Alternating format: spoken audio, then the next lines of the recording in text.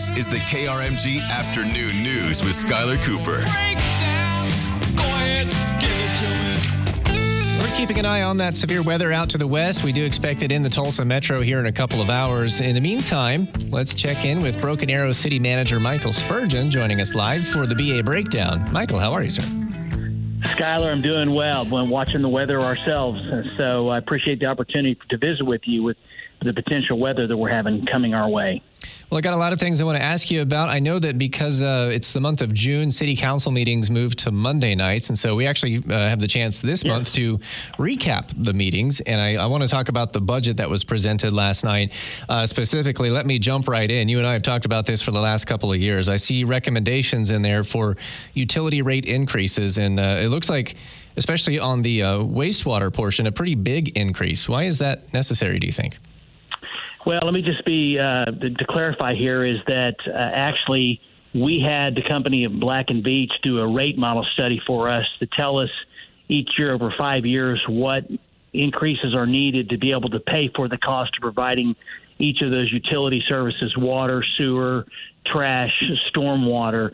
And that is what they've recommended. During the workshop that we had last month with council, the council talked about it and said they're not comfortable with making a decision right now. We need to have a special meeting to discuss it further because that 19% on one utility alone is obviously a concern to me. It's a concern to them. And so when we adopt the budget, if that's what happens on the 16th of this month, it's not going to include those utility rates. We're actually going to discuss the utility rates in the meeting in July or early August. Now, why is that needed as well? You know, the cost of operations, it's gone up just like for everyone else. And so their model is factored in what it would cost to provide for capital improvements, operation costs, and so forth. And so we'll have further discussions about it, but I want to assure everyone when council adopts the budget later this month, it will not include any changes in the rates and utilities. And I noticed on that company's recommendations that they had kind of blanket increases recommended for the next several years. So people might be alarmed if they take a first glance at that and think that the rates are going to go up every single year for the next 4 years. Are you saying that's not really in the discussion right now? That's just what that company said would be necessary on their view? Well, yes, most cities that have larger utilities will actually hire someone to come in and do the analysis to determine exactly what the cost of service is for each one of the specific utilities.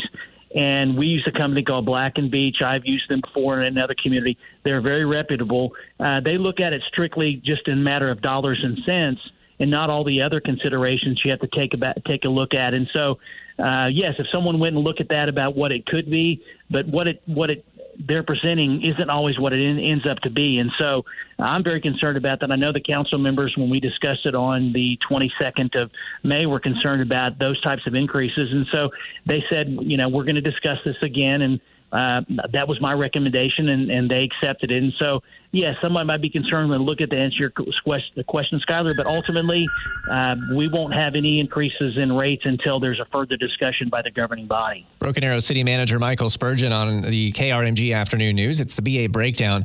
Let's stay on that topic because I saw the council also approved a loan from the Water Resources Board in the tune of roughly $25 million for I guess different improvements, including wastewater improvements. What would that go toward?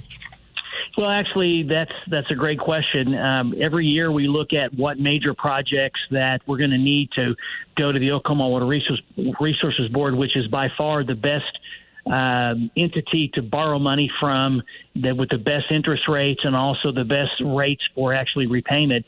So actually right now we're proposing essentially 15 projects as a part of next year's fiscal year budget. The 8 of those are going to be in sanitary sewer projects and 7 are going to be drinking water. I mean, a lot of times folks, when they think about utilities, they don't always remember that there are a lot of lines that are underneath the ground that age out. They got to be replaced. There's also improvements we have to make to the sewer plant and the water plant. And we also have a partnership with Tulsa, Bixby, to provide our regional municipal utility authority. So the plant that we have that's down off of the Olive area along the Arkansas River. So we've got to make sure we're maintaining our system, because if we don't take care of it and we defer that cost, it's only going to cost more in the future. So every year we put a schedule together. This year those projects total around $25 million, and we'll go forward and implement those projects as a part of our construction schedule.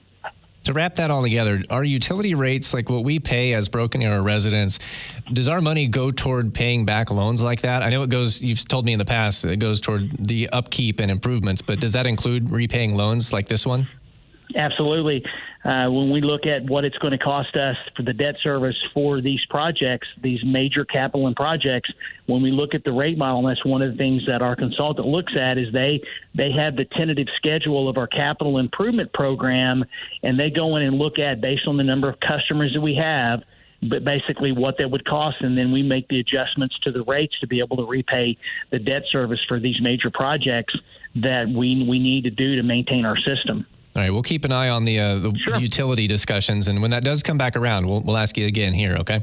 Oh, absolutely. Look forward to it. One last thing before we run, we do have to do a Storm Center update, but I saw the first business name, the first, I guess, company has signed on to be at that, what you've called the Innovation District, Arrow Forge in South Broken Arrow. What can you tell us about that company?